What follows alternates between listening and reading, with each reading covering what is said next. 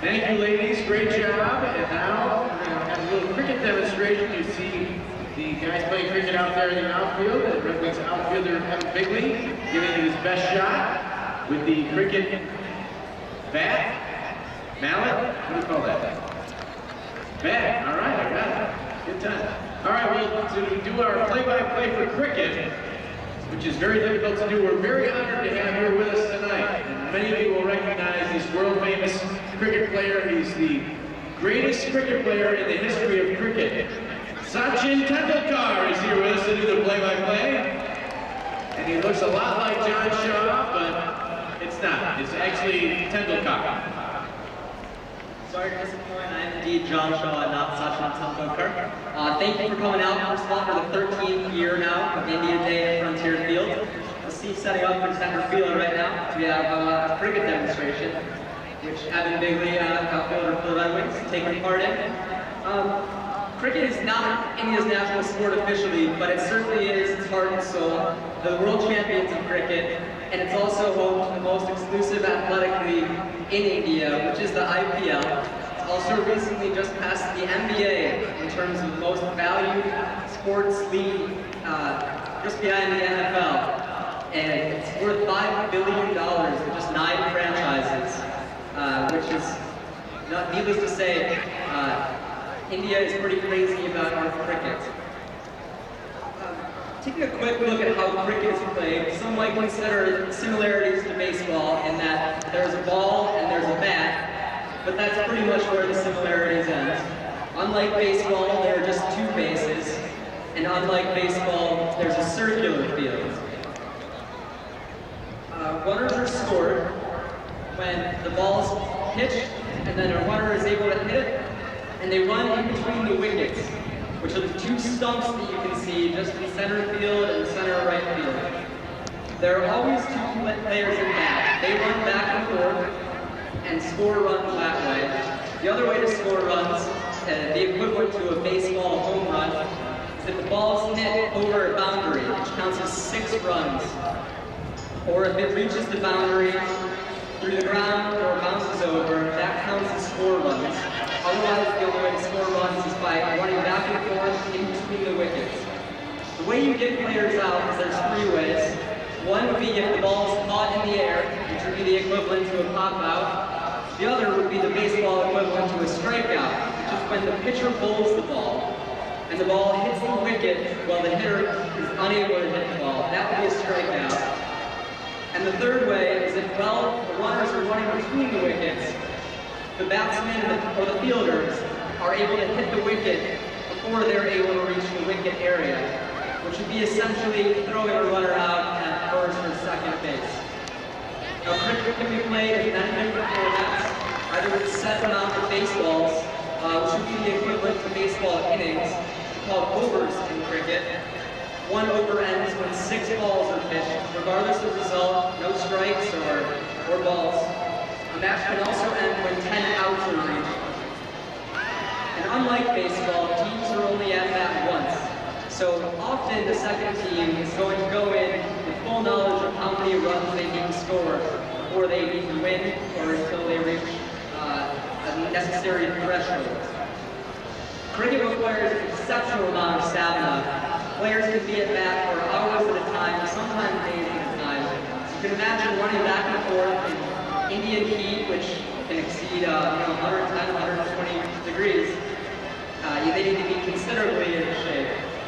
If you take a look now at center field, 2 batsmen right now, the ball's in play. We're going to see a pitch coming up very shortly. The ball will be delivered to one of the batsmen who's posted at a wicket.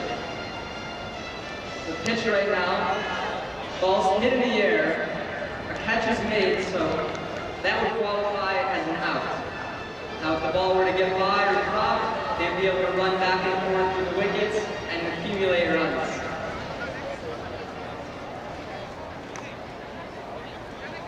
There's another pitch coming up right now. Now, if that ball was missed by the batsman, so if it were to hit the wicket, that would count as an out, and that batter would be out and unable to partake as a batsman again in the game.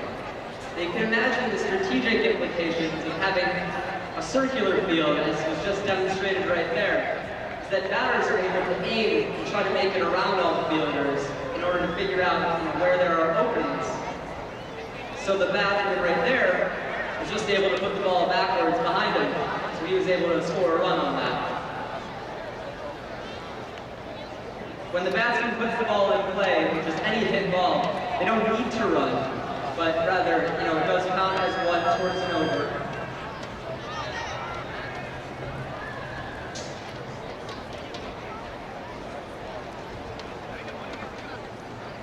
You'll often see most pitches hitting the ground first as well, because unlike in baseball, you must keep your arms straight as a pitcher.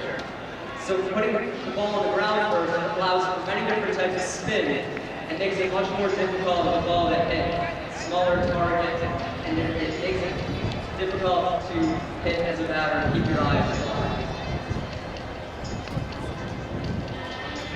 So a light hit like that when you stop is often not going to be a run, as the batsmen don't want to risk getting called out on the wicket.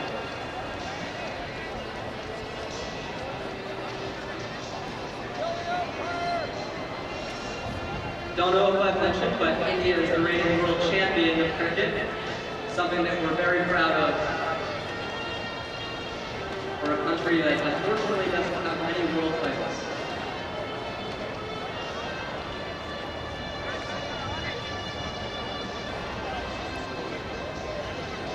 Now in a professional cricket match, you see players wearing considerable amounts of padding on their legs. The throws from the pitchers who are called bowlers can often exceed 100 miles an hour, so the batters get hit, and you see that hurting a little bit. Also, if a batter were to block the wicket while the ball was on target to hit it, it would be considered an out as well.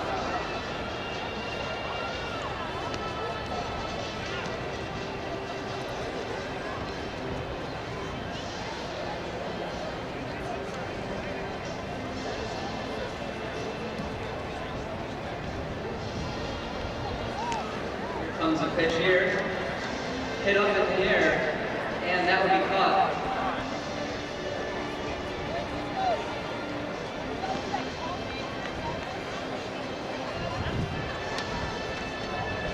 Now again, there's only, each team gets to bat just once. You can imagine how brutal it can be, being out on the field for 5, 6, 7 hours at a time, all while playing a world-class athletic match.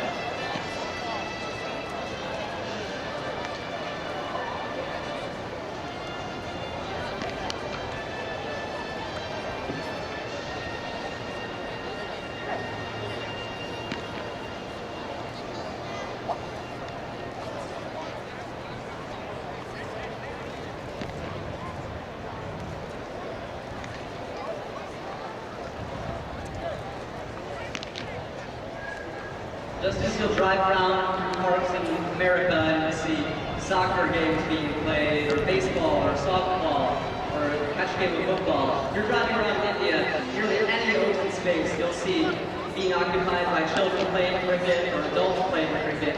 It's by far and large its most popular game. It's what children in India aspire to be professional cricket players. And now with the addition of the India Professional League, it offers a very good goal for players from around the world, not just India, to try to achieve and make a career as professional cricket players.